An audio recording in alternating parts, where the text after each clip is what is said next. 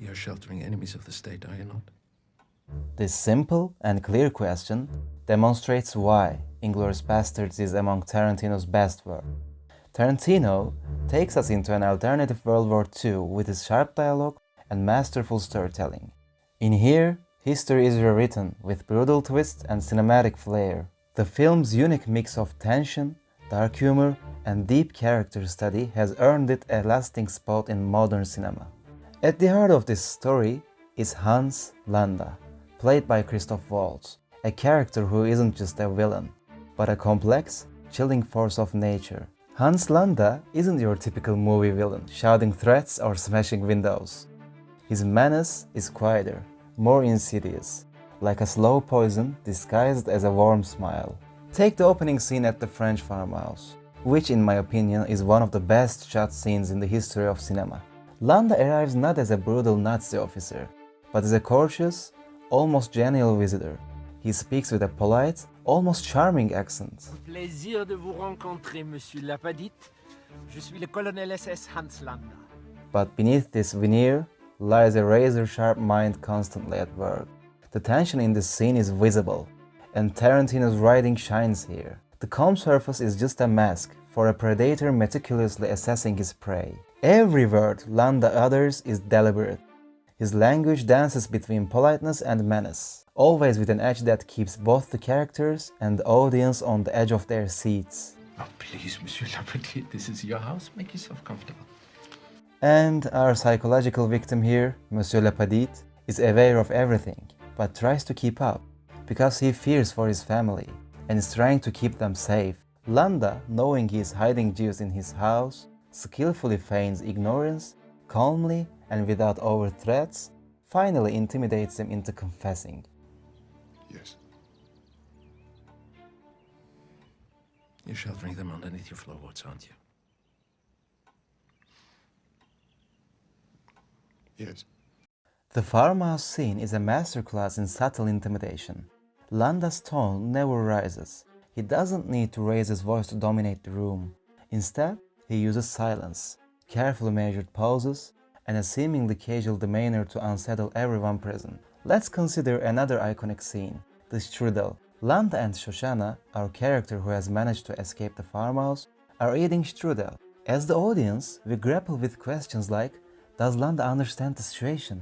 Will he ever understand? Or is he already aware and just acting? Shoshana's tension could only be conveyed this well. This is precisely what makes this film legendary, making the audience as nervous as Shoshana is. That is the mastery. The strudel is more than just food here. It's a symbol of Landa's dominance. It's as if he is saying, I'm so far ahead of you. I can afford to relax while you are losing everything. Christoph Waltz's performance brings this character to life with a chilling charisma that's both magnetic and horrifying. It's no surprise he won the Oscar for Best Supporting Actor for this role. Pour moi, un café serré. Et pour la demoiselle, un verre de lait. On the flip side of the story is Aldo Raine and his crew, the Bastards. Unlike Landa's cold, calculated menace, the Bastards show an unfiltered violence and rebellion. Aldo Raine, played by Brad Pitt, leads this group of soldiers on a mission to instill terror in Nazi forces by any means necessary. Each and every man under my command owes me 100 Nazi scalps. And I want my scalps. While Landa uses his mind and words as weapons, the Bastards rely on physical force and shock value. They are the chaos to Landa's order, the unpredictable wildcard in the war. Beneath their tough exterior, there is a clear sense of purpose.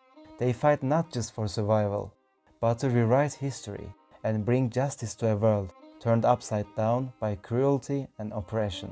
The contrast between Landa and the Bastards highlights different phases of power and fear, the intellectual and the visceral. And it is this tension that drives much of the film's energy.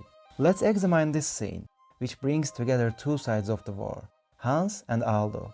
Aldo and his team, disguised as Italian filmmakers, attend a Nazi film night.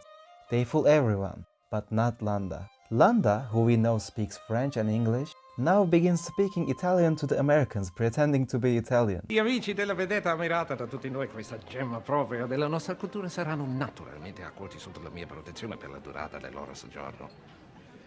Aldo and his team can't even respond, other than mispronouncing their fake names. Gorlami. Antonio Margarete. Margarete. For me, this is the film's most powerfully humorous scene. I remember laughing out loud while watching it. Even Landa is laughing at the absurdity of the situation. So, if there's one sequence in *Inglourious Basterds* that encapsulates Tarantino's genius for building unbearable tension, it is the tavern scene. What begins as a secret meeting between Lieutenant Archie Hickox, Hugo Stiglitz, and Bridget von Hammersmark quickly spirals into a claustrophobic standoff, not with gunfire, but with words, glances, and cultural landmines. Set in the cramped cellar of a German tavern, the scene is inherently off balance.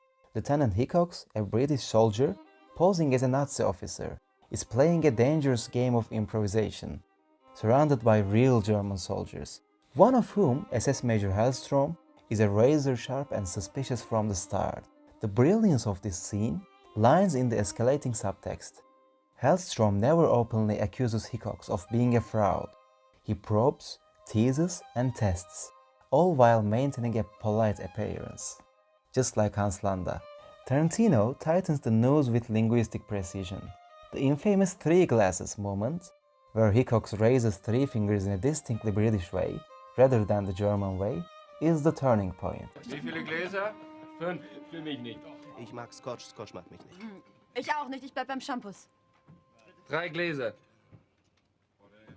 It's a little mistake, but in the hyper-alert context of war and espionage, it is fatal. The brilliance of this detail lies in how mundane it is. There is no dramatic outburst, no shouted accusation, just a quiet recognition of death in the making. Meanwhile, Hugo Stiglitz, ever the coil spring, is a time bomb in the corner. His presence adds an unpredictable tension. Bridget, caught in the middle, tries to maintain control, but her mask begins to crack as Hellstrom's game intensifies. This scene exemplifies what makes *Inglourious Basterds* more than a war film. It's not about battles, it's about power, identity, and the consequences of pretending to be someone you're not. The tension doesn't explode until the final seconds, and when it does, it's fast, brutal, and inevitable. Say auf Wiedersehen to your Nazi boss.